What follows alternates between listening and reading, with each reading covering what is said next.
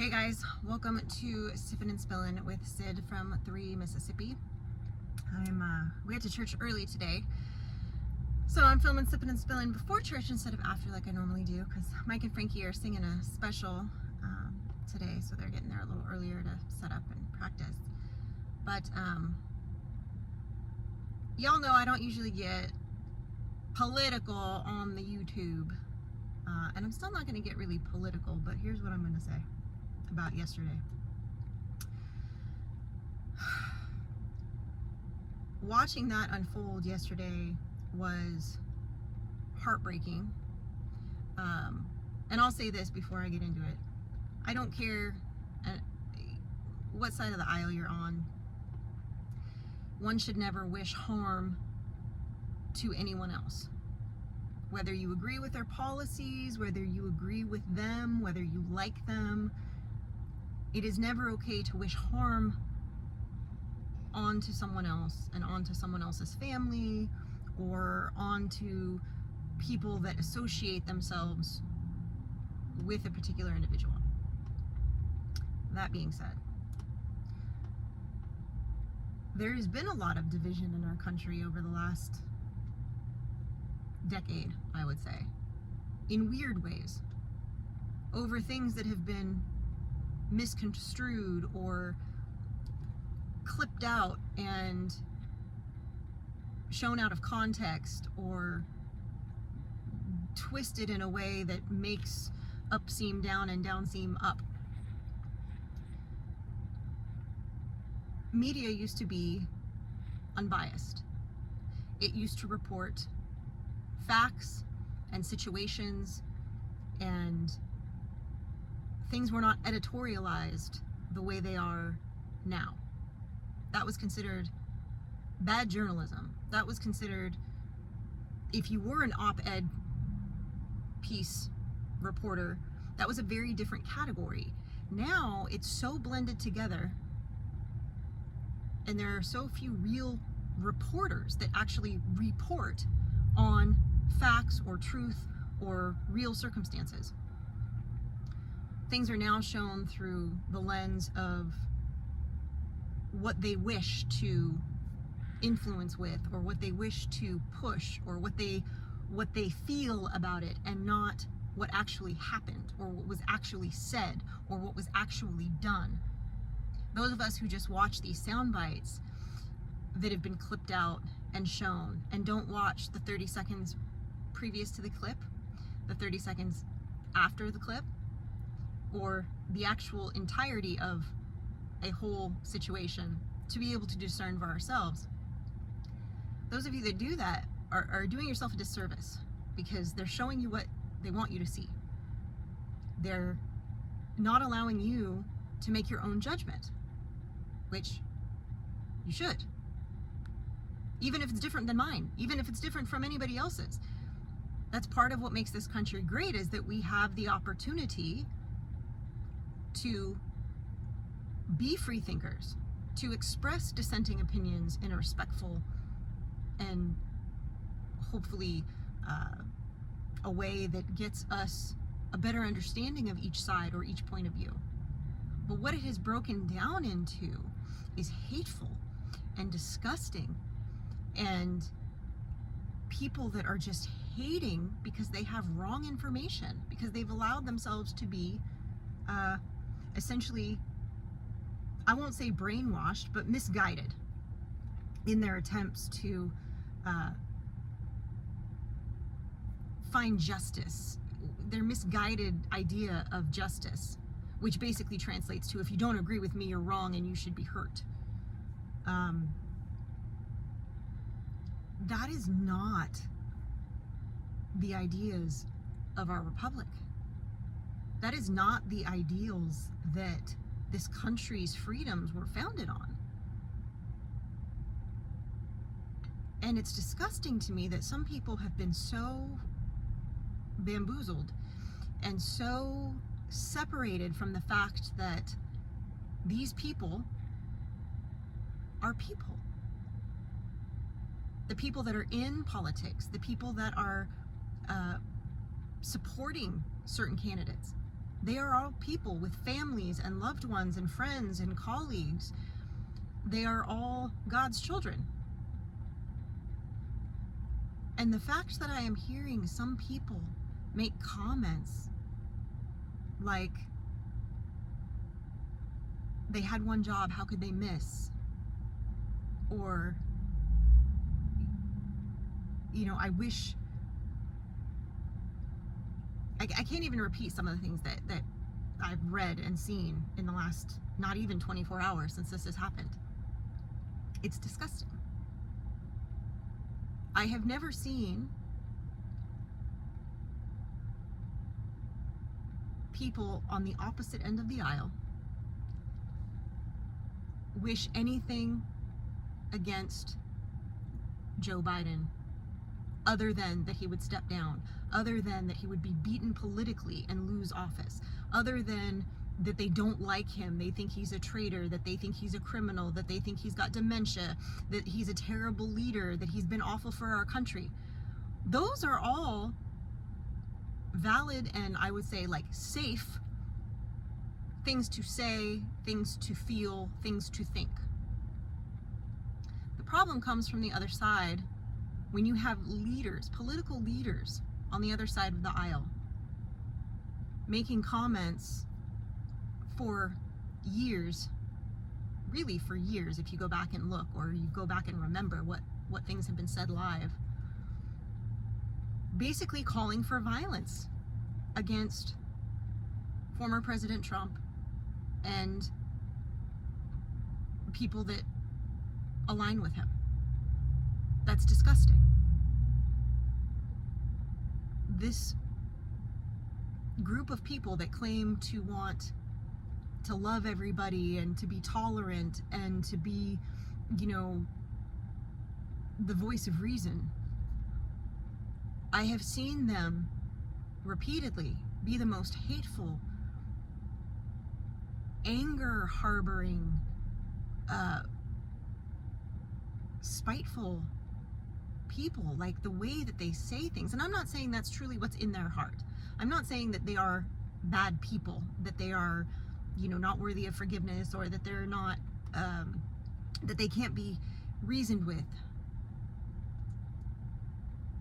But they surround themselves with more and more of the same ideas and the same thoughts, and they don't listen to the other side, and they hear what they want to hear. And they dismiss reason because it's easier to feel anger and fear. It's easier. When we allow fear into our hearts and let it rule and let it fester, we don't leave room for God. We don't leave room for Jesus' love. We don't leave room for compassion for others. We are so swelled up with hate that we can't see the forest for the trees. And it becomes very easy to put a target on somebody, or to make them the symbol of all things that are rotten and bad in your world. They think that if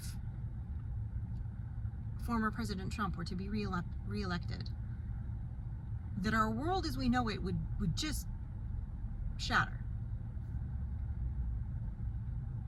Whereas I see things happening and follow the facts and the things that have been passed and the things that have been done and the things that are happening currently due to our current administration, and I think, wow, they are actively destroying all the things that this country was founded on. That needs to stop.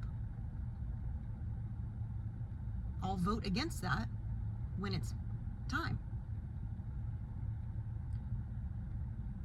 But these people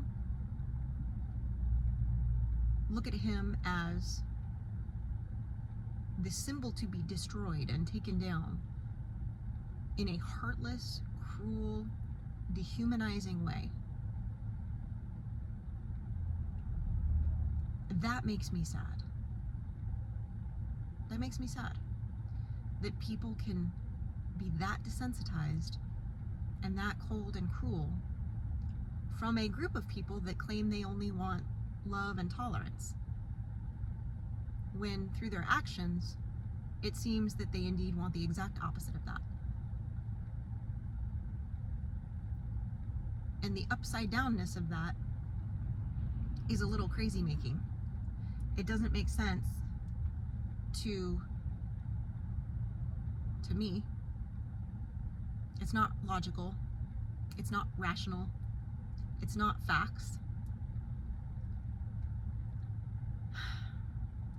I pray that our country can come together after this, because we've had big bad events in the past that really brought us together. I'm not saying everybody, I'm not saying we're all going to join hands and skip, but I'm saying it brings together a large majority of people that kind of wake up and go, man, we're in this together. This is our country. That was an attack against our way of life. That was trying to silence political dissent. That was trying to take out the GOP candidate 2 days before the GOP convention. And it's sad. And it's awful. And I pray for those that have made awful comments, saying things like, I can't believe they missed. I say, thank God they missed. I say, I pray for those families of the people that lost their lives and that were injured, that were simply at the rally in attendance. I pray for them to have peace and healing. I pray that something like this never happens again. But I pray that those people come to their senses that are wishing and hoping for awful things to happen to another human. I wish that they would search their hearts and realize that even if you don't agree with someone, wishing harm against them, cheering on an act like that, praising it, is lunacy. Absolute lunacy.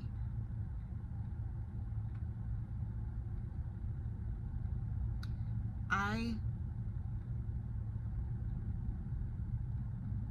do not understand how people can be that broken in a world that is as privileged and has as much opportunity and freedoms as we have here. They do not understand what they are asking for when they want to silence political dissent. They are asking for a dictatorship. They are asking for communism. They are asking for things that historically have had horrendous consequences on the people that were under those kinds of governments. But yet they just see it as a utopia because that's what they've been told, and they don't do their own research. And they don't talk to immigrants that have fled here from countries like that will tell you firsthand how terrible it is and how scared they were and the terrible conditions that they lived under. And that when they came here and they got their God-given freedoms finally, that they were thankful, that they truly felt unshackled for the first time. And yet, people here take it for granted because they've never known that kind of hardship, because they've never tried to understand that kind of hardship.